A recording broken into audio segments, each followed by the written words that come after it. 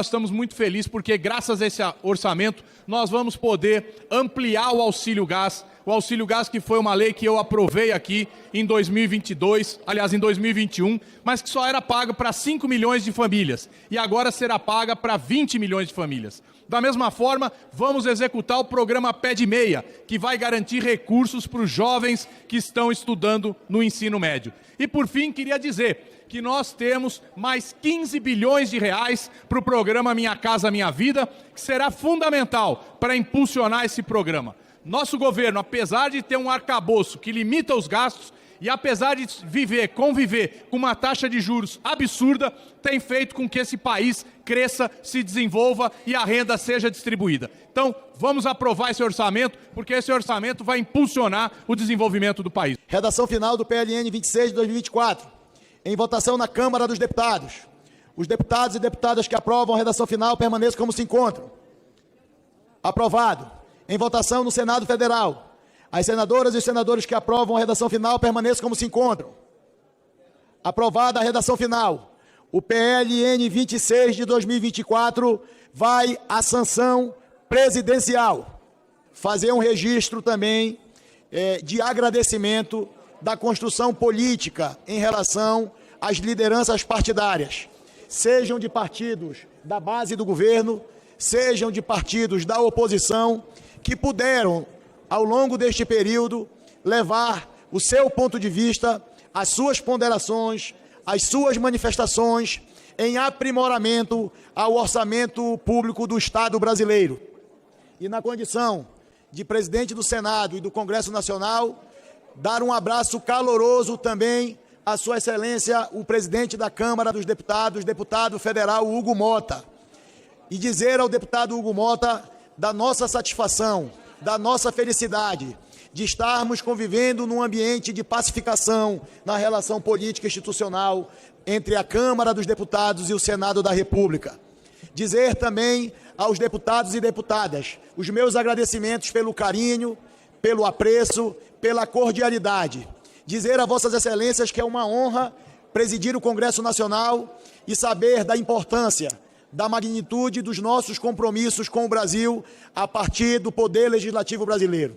Efetivamente, são deputados e deputadas, senadores e senadoras eleitos pelo povo nos 27 estados da Federação, que representam a voz soberana do povo brasileiro nesta casa. Na Casa do Povo, na Câmara dos Deputados. E também no Senado da República, a Casa da Federação, a Casa dos Estados brasileiros. E nesse sentido, os cumprimentos se estendem também a atores importantes do Poder Executivo na figura da ministra Gleisi Hoffmann.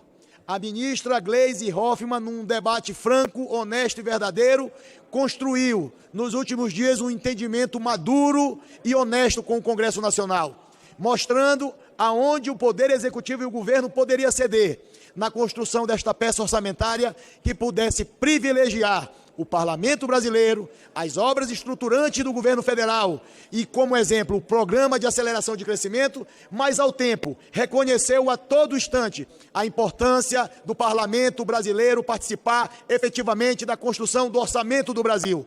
São deputados e deputadas dos rincões deste país de dimensões continentais que sabem o que vive nos municípios brasileiros, o drama nas cidades e nos estados, socorrido muitas das vezes pelas emendas parlamentares destinadas por deputados, deputadas, senadores e senadoras.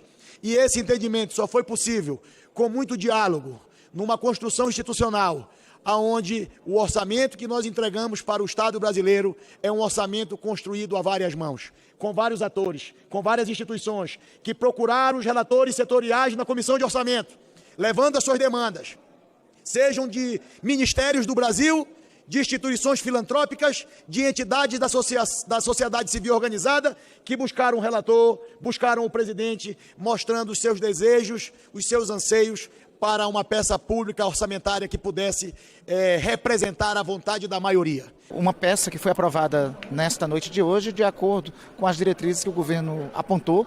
É uma peça que preserva 60 bilhões de reais para o Programa de Aceleração ao Crescimento, a principal ação do programa do governo do presidente Lula. Mantém a margem de remanejamento de 25% a 30%, tanto das despesas discricionárias quanto das despesas do próprio PAC. Isso agilizará, inclusive, a implementação das medidas e das ações do PAC pelo Brasil inteiro. E é o resultado de uma discussão longa, mas profícua, ocorrida entre o Congresso Nacional e o governo. Eu acho que ficou uma peça adequada para esse ciclo virtuoso que está em curso no Brasil. Para o Brasil que está crescendo a uma média de 3%, para um Brasil que tem o menor índice de desemprego dos últimos 10 anos, para um Brasil que está retomando o seu caminho entre as economias mais desenvolvidas do mundo, para um país que está sendo reconstruído. Nós temos um conjunto de prioridades agora na agenda do Congresso. O governo encaminha nessa semana o projeto que isenta mais de 30 milhões de brasileiros de pagar imposto de renda. Esperamos que o Congresso aprecie o quanto antes esta matéria. E é, sobretudo, a aprovação no dia de hoje, uma comprovação de que, às vezes, algumas previsões não são exatamente como alguns dizem. É uma peça que apresenta um superávit de 15 bilhões, mostrando também a responsabilidade fiscal que esse governo tem.